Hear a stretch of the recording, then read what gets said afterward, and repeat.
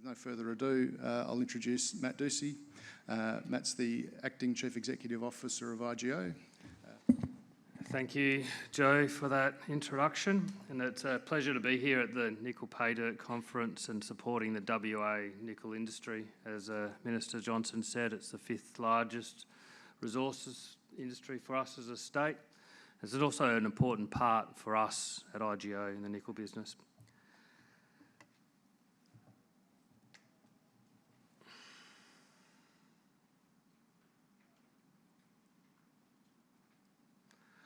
Just jump the disclaimer. Before I jump into IGO, I'll just talk a little bit about the nickel market, and I promise not to make you depressed. So it's quite important to understand it's a complex market, and you really have to understand that market to understand the position of nickel and where it's going. The graph there shows just a snapshot of nickel market, in terms of supply and demand. The bars right there represent the surplus and defect and deficit, and the lines there represent the cumulative supply. So there's no doubt that we're in a period of surplus, and it's largely driven by Indonesia, and I'll talk a little bit about Indonesia, and especially when you look at it as a nickel metal unit. And ultimately, we transition where we're going from a period of oversupply into a deficit. And that's ultimately driven by EVs and EV demand. That new supply is required from about 2026 onwards, and it gets accelerated as the demand for EV batteries pick up. Ultimately, nickel needs around about 1.5 million tonnes of new resources by 2040. So there's a significant deficit coming. But it's also important to understand the metal units. So although we're in a period of supply surplus, it's also to understand where that's coming from. At Indonesia, we've seen the rapid build-out of supply coming out of Indonesia. Back in 2015, only about 2% of global supply was coming out of Indonesia. Currently looking around about 45%. What we see for Indonesia is a lot of Class 2 nickel is displacing Class 1 nickel into stainless steel. So remembering Class 2 nickel is the NPI, nickel pig iron, or the ferro nickel metals. Class 1 is actual nickel metals or the subsidiary products to get into nickel metal. What we're also seeing is Indonesia being diversified and diversifying their products. So we're starting to see a merge between Class 1 and Class 2, where product supply out of Indonesia is ultimately becoming any product in that nickel supply, whether it's Class 1 or Class 2. And that's largely with the build-out of the HPAL facilities in Indonesia. So we're seeing more diversified products come out of Indonesia, filling both Class 1 and Class 2 demands. But that's only part of the story. So when you're looking at nickel metal units, what we find is there's still end up with a bifurcation of market. You still end up with a two-tiered pricing market. And that's driven by a number of complex factors. So it's driven by factors like supply chain security, about concentration risk. It's about ESG, about mining in tropical forests. It's about carbon intensity. And it's about ultimately how nickel gets into the battery supply chain. Driven also by government incentives like the IRA.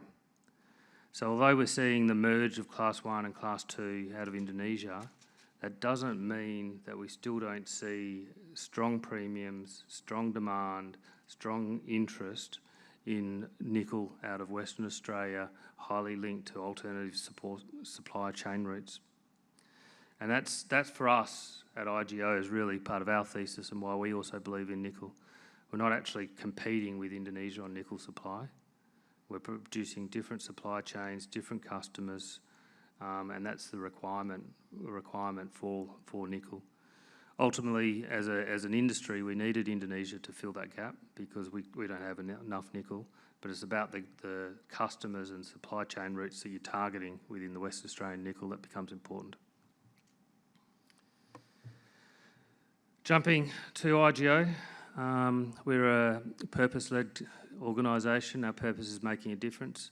Our winning aspiration is to be globally relevant supplier of products critical to clean energy metals. Key elements to us as a strategy is around diversification. We like diversification. We think diversification across commodities is important for us, and that's part of our portfolio build-out. We want to be vertically integrated as the supply chain matures into the OEMs, etc. It's important to have linkage between both the mining and the downstream. So part of our strategy is trying to link that mining down with vertical integration. It also adds diversity and supply chain, and diversity is important as resilience. So you're not relying on one commodity, you're relying on different sets of products. Carbon, important. Net zero aspirations can't be in this industry if we don't drive to reduce our own carbon emissions.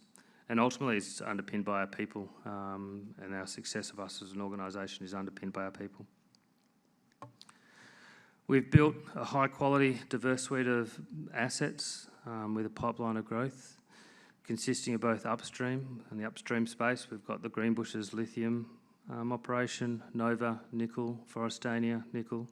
On the downstream, we're building out the Kwinana lithium hydroxide facility, and we're also investing in how we can bring the integrated battery metal facility to account in Kwinana.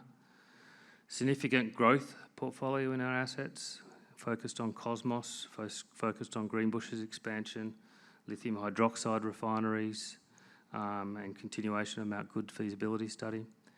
And exploration also forms an important part of us as an organisation and our DNA, spending around about $75 million this financial year on exploration, and continuing to get some good intersections from the exploration as we've consolidated some of the most prospective belts here in Western Australia. I like this graph.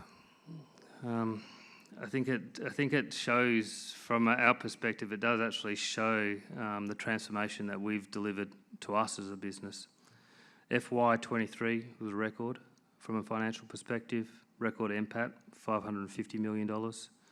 Record underlying EBITDA, $2 billion, 177% increase from last year.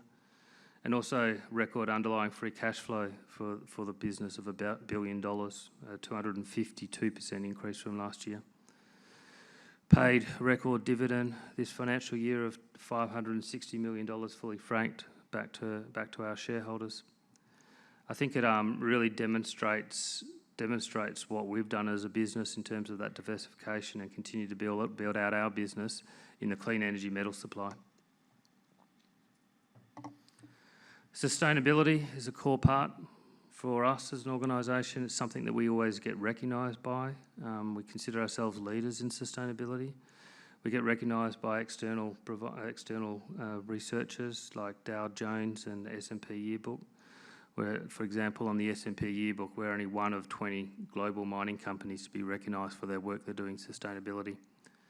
Sustainability covers a lot for us. It's about carbon, it's about emissions, it's about communities, it's about decarbonisation, it's about diversity, how we deal with traditional owners, how we deal with our own people, etc.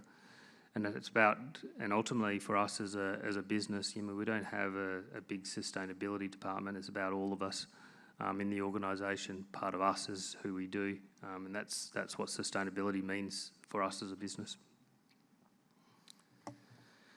Onto the nickel business. A snapshot on the nickel business just on a page. So we've got two producing assets, Nova and Forrestania, which I'll talk a little bit about. We're also coupling the producing assets with a significant organic growth portfolio that's focused on Cosmos project as we build out the Cosmos project. We're also focused on the downstream integration and how we can take that product and integrate that into the battery supply chain. And the exploration also forms an important part to that growth portfolio within the nickel business unit. Nova, strong operational financial delivery in FY23. Financial performance, we delivered 229,000 tonnes of nickel at a cash cost of $3.54 per pound. EBITDA, or underlying free cash flow, delivered from that one asset alone for the financial year was $518 million. So it just shows you the strength of that asset, and the strength of quality nickel assets when they can actually produce significant free cash flow. Forecast going forward for Nova, FY24, looking around about the 21,500 to 23,500 tonnes, at a cash cost of $3.50 to $3.90 per pound. Forrestania, although only a small part of our portfolio, still important, delivered 11,900 tonnes of nickel last financial year. Cash costs of $9.65 per pound. EBITDA margins of 40%, delivering free cash flow around about $69 million from that asset alone for last financial year. Going forward, forecasting around about the 7,000 to 9,000 tonnes of nickel coming out of that asset. Spending a lot on exploration at Forrestania, both for nickel potential and also for lithium potential, as we continue to look for lithium down along strike of the belt, on the Forrestania belt. Cosmos, it's fair to say it's been a challenging environment to build Cosmos.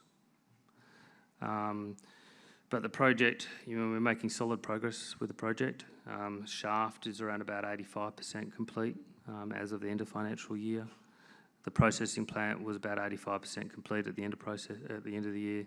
We completed the paste plant, looking at material handling systems underground, and also looking at our mining schedules and mining rates. FY23 incurred spend around about $340 million. Lots of work going on as we rebaseline that project. We've got internal consultants working with our own teams as we come up with that ultimate life of mine plan and final capex for the Cosmos project, which will come out in the December quarter. A joint venture with Wyloo Metals is our integrated battery metal facility in Kwinana. What we're proposing here is that we take our concentrate in one step and then take that concentrate, keep metal in solution through hydromet, and then ultimately the end product out of this facility will be a precam, so a nickel, magnesium, cobalt 911 or 811 chemistry, high value material that's very easily shipped offshore. Ultimately, that in itself is the next step towards the cathode. You add the lithium hydroxide to the NCM precursor. You have cathode then into the manufacturing of the battery. Extensive test work being completed, pilot test work, ability to treat different ranges of concentrate, so it has the flexibility to take different types of feed. Land located very supported by the West Australian Government in allocating one of the last parcels in Kwinana to the facility. And we're continuing to look at our precam partner as we bring a third partner into this project, where we'll have a full integrated system. Why we like this, why we're and continue to invest in the feasibility study as we work through this, is ultimately we think this is a disruptive pathway to how nickel gets into the battery supply chain. A lot of the supply chain routes are dictated around stainless steel industry. We think that this will be a part of a new way of actually getting the most efficient way of getting nickel metal units into the battery supply chain. Comes with low carbon.